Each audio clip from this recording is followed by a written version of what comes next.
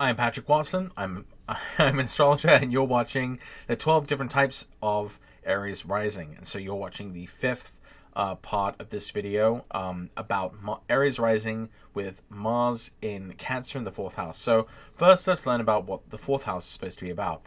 I call it the fourth house of origins, foundations, and privacy. The fourth house is basically the opposite side of the planet from wherever you are at any given moment. When the sun is in the fourth house, it's usually around midnight. It's on the Earth is completely turned away from the sun from your location. So in a sense, it's like, I mean, when you look around, what happens when the sun is in the fourth? I mean, most people are at home, most people are asleep, most people are in their private personal spaces, right? So the fourth house is supposed to be about your origins, your home, your parents. We can see that by zodiacal motion, planets are moving toward the IC, whereas downward motion, the turn of the Earth, pushes planets towards it as well. So planets in the fourth connect with the IC, the sun's so-called resting place around midnight. And so while the first house is who we are, the fourth house is more about who and where we are from. And this is why it's connected to one's source, origins, and roots, our parents, homeland, history, ancestry, and tribe, our homes, lands, and real estate, our hidden, obscured private lives. And planets which are in the fourth are kind of more settled and rooted, and they kind of form the foundations for our individual identities and actions. They form the foundation for them. I think is what I meant to say. So, that is the fourth house. So let's take a look at what this means for someone who is in Aries Rising. So, Aries Rising with Mars and Cancer in the fourth house. I like to call this position the watchdog, the prodigal son, and the estranger. So this is going to be someone who is generally characterized by forceful, antagonistic, or traumatic interactions with parents in separation from them and or in defense of them. And they can be the heir of generational legacies, the bearer of broken histories, with the potential to diverge from the past, to blaze a trail, to make a new home. Mars is actually fallen in Cancer, and so this is one of the worst signs for Mars to be in. And I think what this suggests is that it's unnatural for Mars to be at war with its own origins. It's not productive for Mars to be at war with, its own place of home, its own origins. This is one of the most common signs for Mars to be in. So if you have an Aries rising, you're more likely than not to have Mars in Cancer. By a very small amount. But still, it's one of the more common ascendant rulers for Aries risings. So Françoise Bettencourt Myers, she is an heiress, and she was the center of some family drama. She was born with Aries rising with Mars and Cancer fourth. So I think a lot of different things about her life kind of spell out how and why this position makes sense for her as her ascendant ruler. So she's currently the richest woman in the world because she's the sole heiress of the family's ownership of the L'Oreal Cosmetics company when her mother died. So a little bit about her background and her what her origins are, I think is really important because it kind of has a big bearing on how her own life kind of turned out. So her grandmother died when her mother was just 5. So in a lot of ways, her own mother, Francoise's mother, didn't really know how to be a mother to Francoise.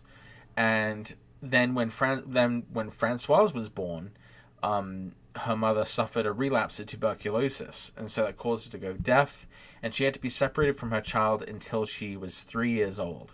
So, her mother didn't grow up with her mother, and then at the very beginning of her life, as a baby, as an infant, a toddler, Francoise did not have her mother, and so this kind of led to this cycle of tension and disappointment, despite the great affection between them. And I got some of this information from biographies and some people who've kind of studied this family and some of the dynamics and I think it's not just speculation. I mean, this is sort of like what people have kind of figured out. And I thought it was interesting because she actually donates money to the foundation for cochlear implants for the deaf because of her mother.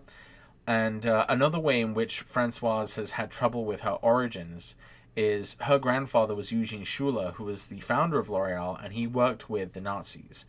And so I think Francoise has kind of felt like she was going to tear herself away from that. And so she married a Jewish man who was the grandson of a rabbi who was murdered at Auschwitz. And she raised her children as Jewish, which was resisted by her parents. So, I mean, within a couple of generations, we went from, this business guy who worked with Nazis to a granddaughter, deciding to eschew, her family's religion and to embrace the religion of the people who were targeted and victimized by Nazis. She definitely seems to be making some sort of a statement like that. She is tearing herself away from what came before. And but there is one event in Francoise Bettencourt Meyer's life that I think probably describes Mars and Cancer in the fourth better than anything, and that is her involvement in the Bettencourt Affair. And so basically this is where Francoise suspected that this guy, François-Marie Bagnet, was taking advantage of her mother, her elderly mother, to get a hold of her money. And he was a photographer, but he was also kind of a gigolo. So she thought this guy was trying to swindle her elderly mother out of, the money with, sex. So she attempted to have her mother declared mentally incompetent by the courts in order to stop this, and her mother refused to be tested. So in response, Francoise released these secret recordings which proved that her mother signed over this random dude to be her sole heir of her fortune. So once she did that, it was settled out of court with her mother and Bagnet was written out of the will, and he was imprisoned and fined. And the release of those recordings kind of caused even more problems because they implicated the mother in a wider corruption scandal, revealing tax avoidance and secret payments to members of the Sarkozy administration. So obviously this whole affair caused a very public, dramatic rift between the daughter and the mother, obviously reflected by Mars in the fourth, and it also involved the eighth house because of the Mars rulership of the eighth house, and this drama surrounding inheritance. So I think that's pretty interesting. We also see that her sun is conjunct Mars and Uranus is conjunct Mars. So it wasn't just an ordinary, Mars and Cancer. It was kind of an explosive one. Her private, rift with her mother became, massive news, and caused a lot of problems. So I think it's a really good example of someone who has Mars in Cancer in the fourth as their ascendant ruler.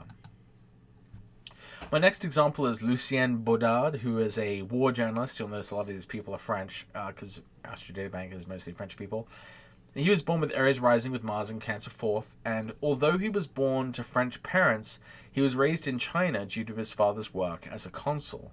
And his experiences and intimate understanding of Asian cultures gave him a unique perspective when he finally got back to France. And this was kind of challenging for him because he had trouble with his French identity, because in some ways he identified more with the culture that he grew up in, more as a Chinese person rather than a French person. And he had difficulty with his French identity, especially because of its history of colonialism and imperialism. And he was kind of at war in a sense with his own home and his own people. He was kind of disregarded or despised by Parisian intellectuals because he opposed Maoism, and he felt like that the Parisian intellectual elite didn't really understand like what that meant for kind of the ordinary person living in China who he was more attuned to. He became the most famous correspondent for the First Indochina War, obviously because he had a great understanding of the culture. And he was able to kind of provide a unique perspective on it. And but interestingly, the fourth house also represents like one's parents, and he won prizes for his books about his father and his mother. In fact, he wrote a separate book about his father and about his mother. And so, I don't know a whole lot about Lucien Baudard. I just was able to find out these very basic things. And everything I was finding out was kind of like contributing to this idea that, like, wow, like the experiences of his home and his origins and his homeland is really important, And then even, his parents in particular, like, he wrote a whole book about each one. This is someone who obviously took this really seriously. So, with Mars ruling the ascendant in the fourth in Cancer, shows us, in these, interesting ways that this is kind of who he was. He was Mars in Cancer in the fourth. Isabel Adjani. Pardon me. So, she was born with Aries Rising, with Mars in Cancer, and she was born in France, but her mother was German and her father was Algerian Turkish. And she said they settled in France at a time when immigrants were badly treated and badly integrated. You never get over the suffering of your parents. So her there's kind of a bit of pain in her life in the fact that her parents were, despised by the society they grew up in or that they lived in together because of the fact that they were together, and the fact they were different countries. This is just a difficult thing for French national people to accept, when she was growing up in France. And she had kind of a difficult relationship with her father as well. She said, Algeria was a source of pride and pain for my father. When we were children, we would go to Bavaria, to my mother's family in the summer. It was open, easy, but Algeria was wounded, a separate world. There was no access to my father's past. There was a secret in my father's life which I don't know. I began to realize it only after his death. So it shows that, she's always kind of wondered or there was kind of a sort of problematic or a painful topic, when it came to, where she came from. And what's interesting is that Isabel Adjani kind of suffered the consequence. She kind of what am I trying to say? Oh yeah, so there was what's his name? Jean-Marie Le Pen, right-wing idiot, started the French National Front and is a very far-right, xenophobic kind of racist group. And she, in response to their xenophobia, she kind of publicly declared her French-Algerian heritage. This was some point in the 80s. But, after that, she kind of became like public enemy number one to the French National Front. So like they spread all these nasty rumors about her, like she had AIDS, which wasn't even true, but you have to understand that was a much more kind of charged thing in the 80s, where half the people didn't even think it existed or thought it was only gay people who had it, etc.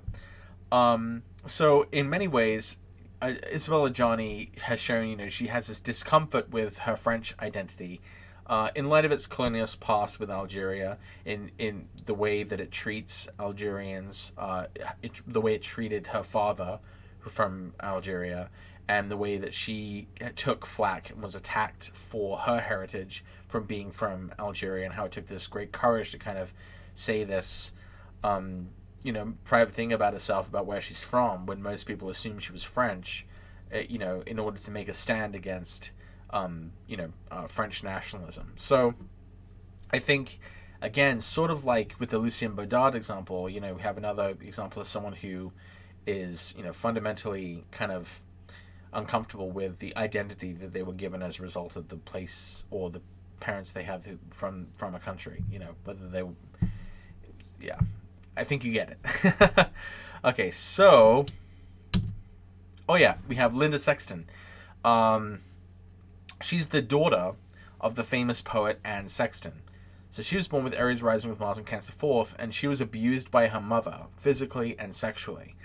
And later her mother committed suicide. So after her mother died, Linda Sexton took it upon herself to edit many of her mother's papers, and she edited these posthumous versions of her mother's works.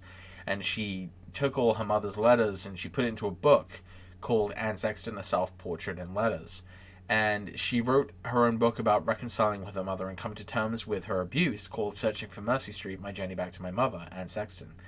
And then she wrote another book about overcoming her mother's legacy of suicide and her own suicidal impulses called Half in Love, Surviving the Legacy of Suicide. So, clearly, with Mars as the ruler of her ascendant in the fourth, this shows how large focus of her life has been kind of on her mother and the trauma she suffered at her hands.